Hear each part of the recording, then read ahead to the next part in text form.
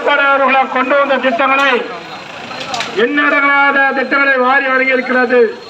பின்தங்கிய தொகுதி நாம் செய்யாறு தொகுதியை மேம்பட செய்கிற நிலையாக எந்த திட்டமாக இருந்தாலும் அந்த திட்டத்தை முழுமையாக நிறைவேற்றப்பட்டது 10 ஆண்டில் அனைத்து இந்திய அண்ணா திராவிட முன்னேற்ற கழகம் என்பதை நீங்கள் நினைத்து பார்க்க வேண்டும். இருக்கிறவர்களெல்லாம் கடந்த ஆண்டில் திமுக அரசு என்பது எந்த நிலையில் என்பதை பார்க்க வேண்டும். மக்களுடைய தேர்தல் வாக்குறுதி எதையுமே செல்லாத செய்யாத ஒரு வாக்குறுதியை மீண்டும் அவர்கள் எனக்கு வாக்களியுங்கள் என்று வருகிறார்கள். அனைத்து இந்திய அண்ணா திராவிட முன்னேற்ற கழகத்தின் 10 ஆண்டிலே நான் அம்மாவர்கள் சொன்ன வாக்குறுதி அனைத்தும் நிறைவேற்றப்பட்டது.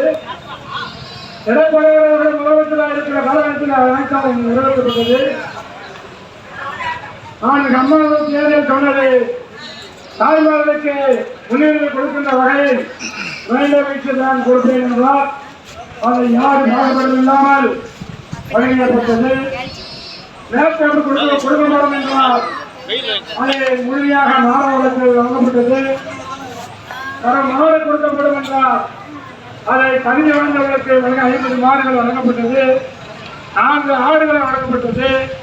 இடையில அரிசியை வழங்கப்பட்டது. 100 யூனிட் மின்சாரத்தை நமக்கு ஏழை விவசாயிகளுக்கு வழங்கப்பட்டது.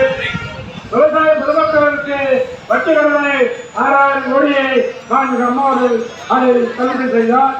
இப்படியெல்லாம் எண்ணற்ற திட்டங்களை அம்மாவர்கள் கொண்டோடு எடப்பாடி அவர்கள்